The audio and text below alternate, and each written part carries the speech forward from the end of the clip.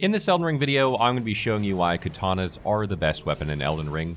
This is the second video of our series where we go through each weapon in a weapon category and kind of go through the pros and cons of these weapons to help you decide why you may or may not want to use them in your build.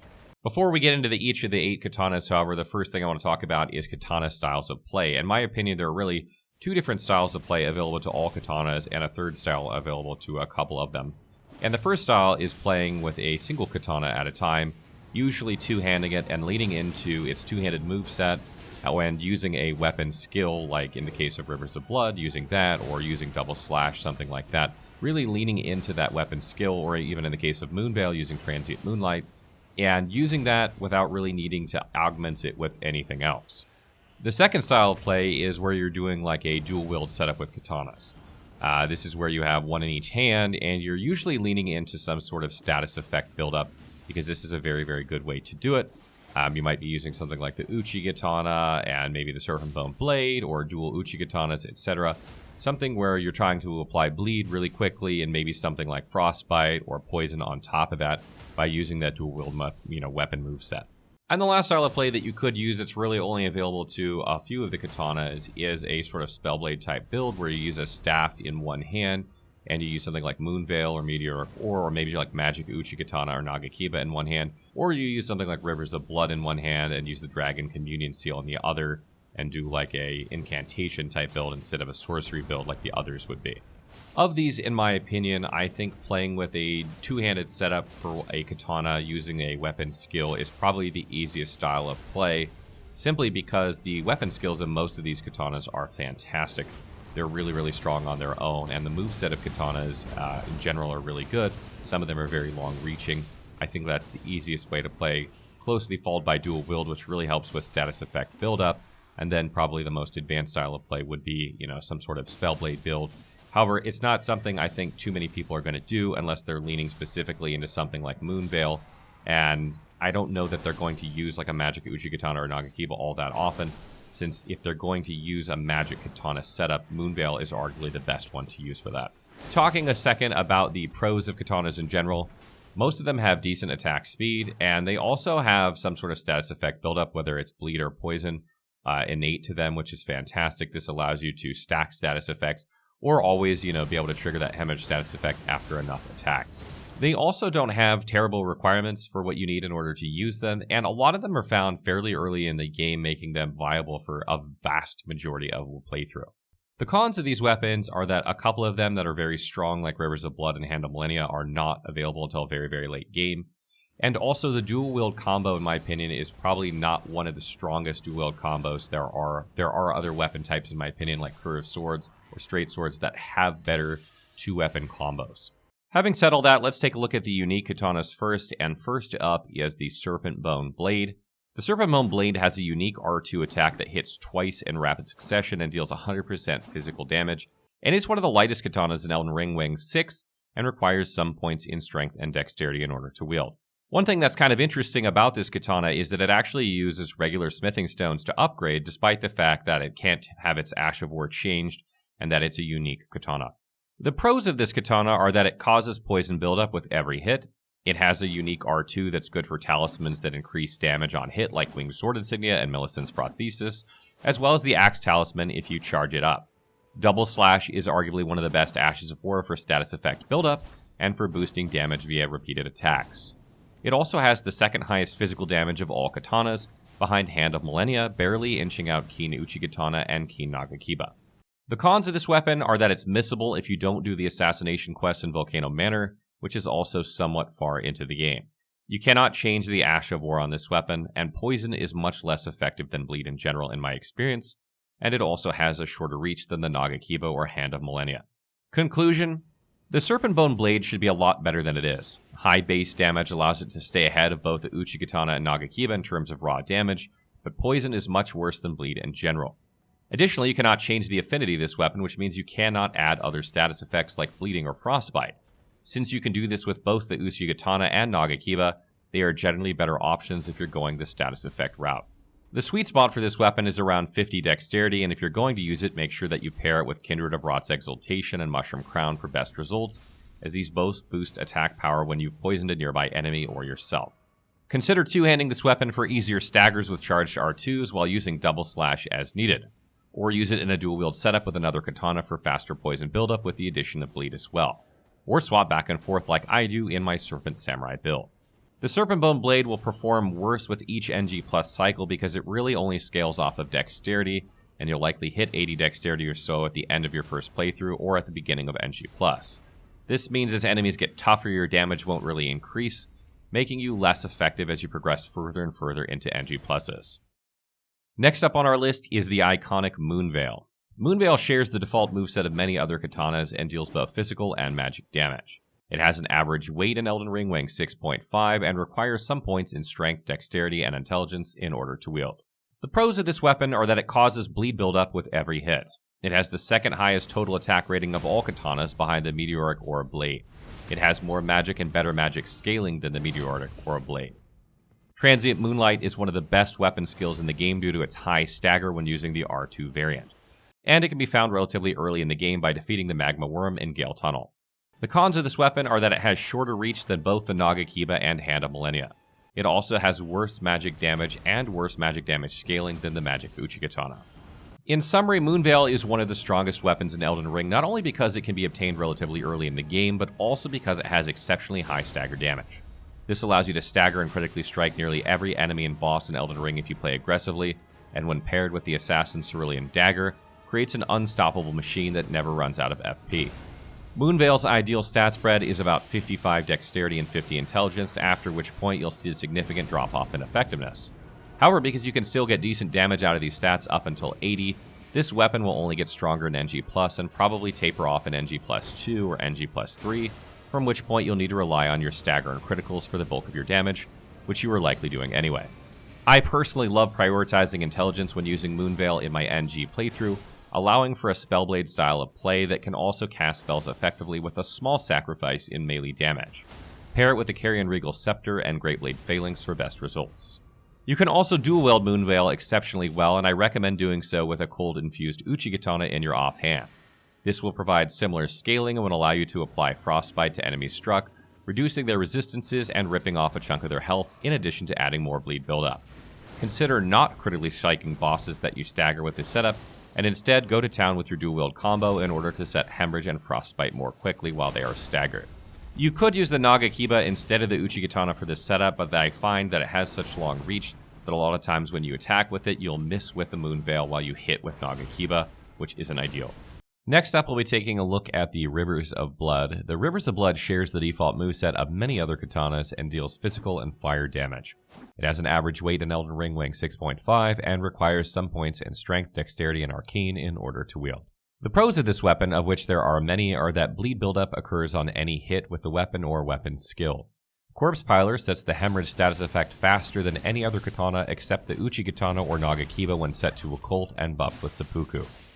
It has higher attack rating than either the Nagakiba or Uchigatana when set up this way, however. It has the third highest attack rating of all katanas in Elden Ring, behind Moonveil and Meteoric Ore Blade. Rivers of Blood does both fire and physical damage, benefiting greatly from Flame Grant Me Strength, and also applies the Blood Flame status, which makes bleed buildup continue for a split second after your last hit. Corpse Piler attacks quickly, allowing you to make great use of Winged Sword Insignia, Millicent's Prosthesis, or Rotten Winged Sword Insignia. And lastly, Corpse Piler has much longer reach than Double Slash, despite having the same animation. The downsides to this weapon are that it's located extremely far into the game at the Church of Repose and Mountaintops of the Giants, and it's not as effective against enemies that are bleed resistant or immune. Conclusion: Rivers of Blood is one of the strongest weapons in Elden Ring, not only because of its ability to set the Hemorrhage status effect rapidly, despite having lower bleed buildup than many setups, but because it also has higher damage than most other katanas, and higher damage than all other katanas that are going for maximum bleed buildup. Corpse Piler not only rips huge chunks of health off in a hurry with Hemorrhage, it also does substantial damage on its own and hits rapidly, allowing you to use talismans like Winged Sword Insignia, Rotten Winged Sword Insignia, and Millicent's Prosthesis, on top of Lord of Blood's Exaltation and Shard of Alexander to further boost damage with each hit. You can also use White Mask for an additional 10% damage increase as well. Despite having descaling and arcane, Rivers of Blood actually has decent arcane scaling and shines at about 55 arcane and 50 dexterity.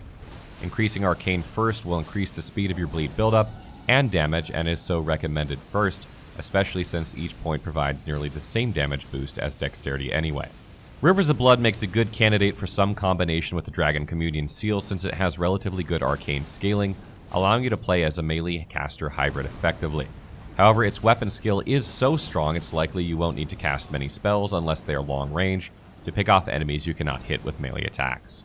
If you're going to use Rivers of Blood, lean into Corpse Piler and make sure you have lots of FP or ways to regain FP, like using Sacrificial Axe in your left hand, or a Talisman that helps with FP so that you can use it on nearly every enemy you face.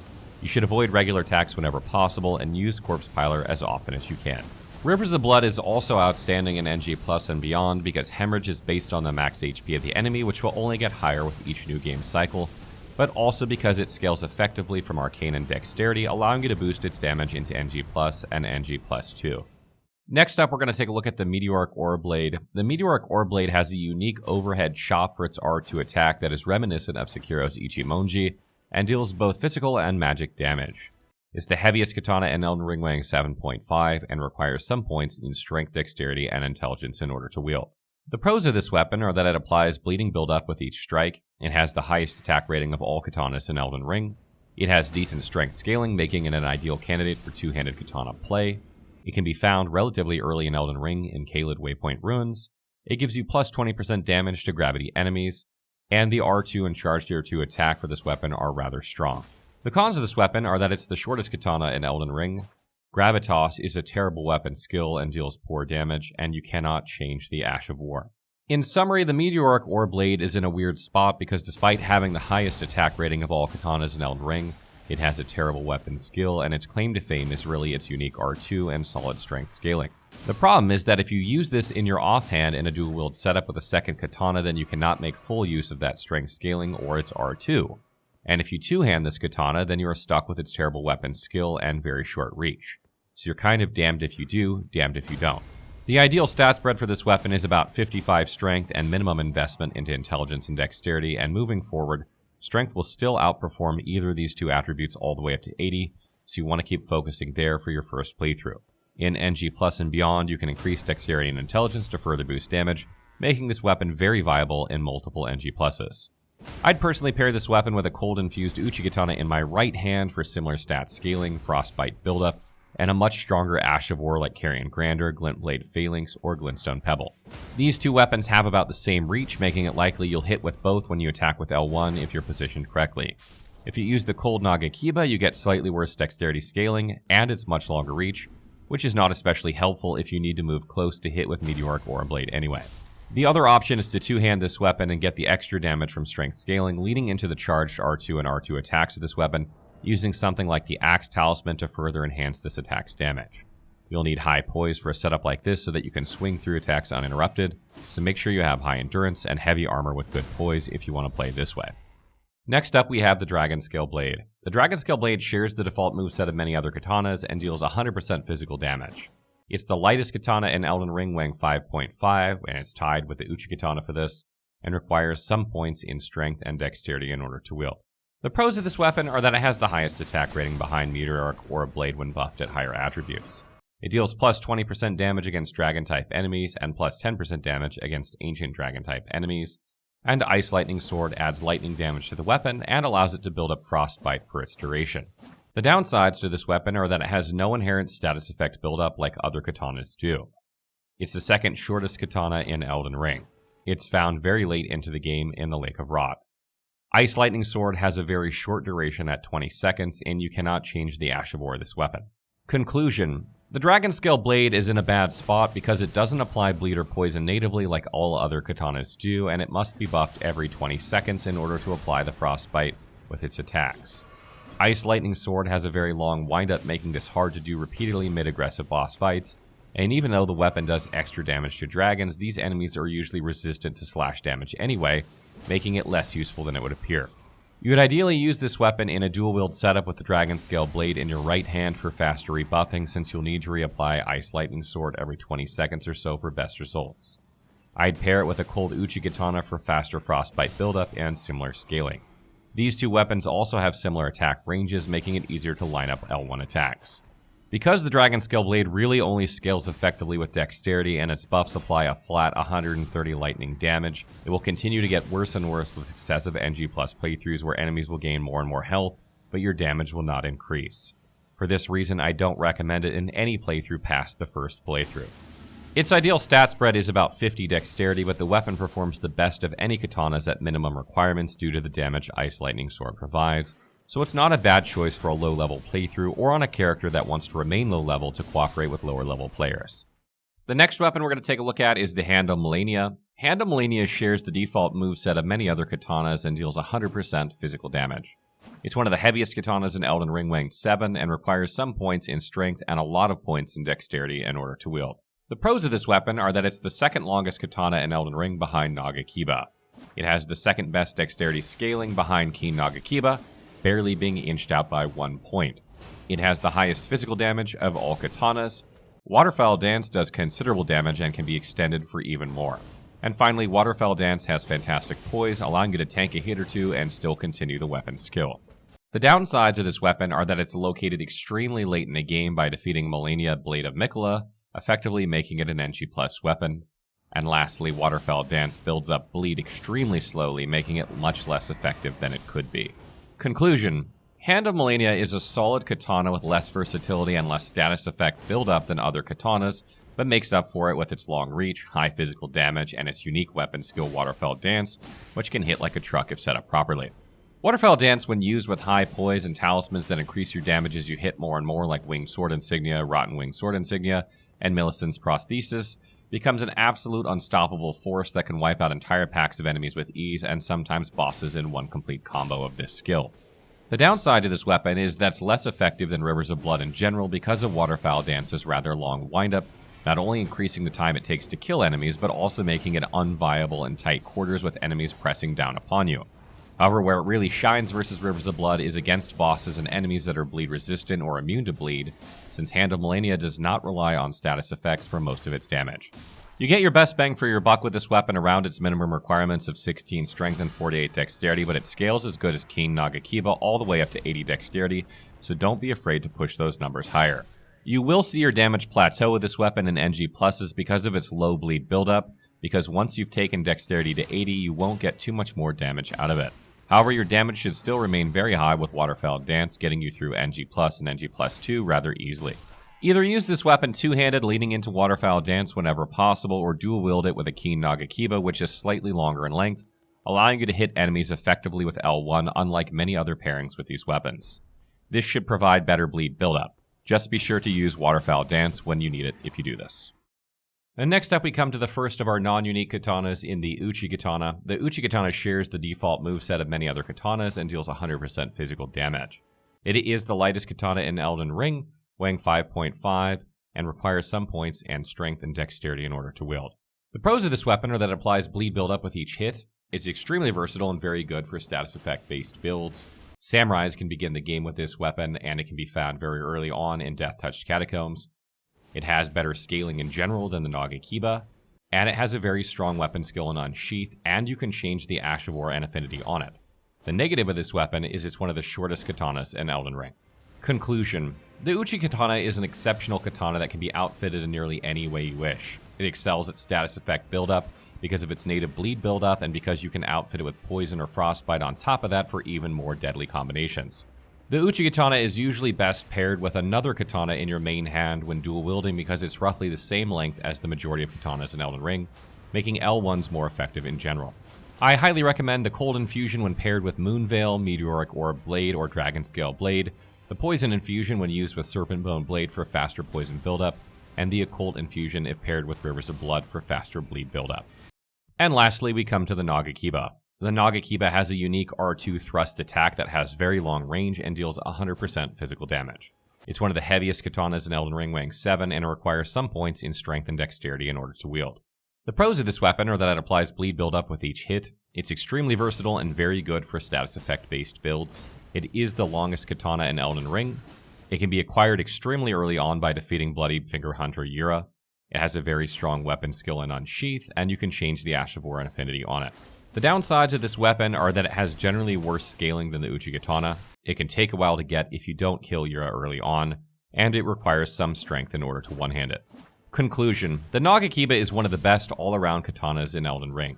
You can use it in nearly any build you wish, and it shines in both dual-wield and two-handing scenarios, allowing you to play as samurai the way you want. The extreme reach of this weapon outweighs its often slightly lower damage than the Uchigatana because it allows you to land hits you would otherwise miss, and allow you to sometimes avoid dangerous situations you might otherwise be in. I highly recommend using this weapon on its own, as I did in the Blazing Bushido build, or pairing it with the Hand of Melania for a dual-wield setup that has great reach. Double Slash, Repeating Thrusts, Blood Tax, Sword Dance, Spinning Slash, and Seppuku are all fantastic Ashes of War for this weapon because they allow you to set status effects more easily. Well, that wraps up our video on why katanas are the best weapon in Elden Ring. What do you guys think about katanas? From all my knowledge and studying of the game so far, it seems like the samurai is the most popular playstyle in Elden Ring. Are you guys using katanas? What katanas are you using? Let us know in the comments below.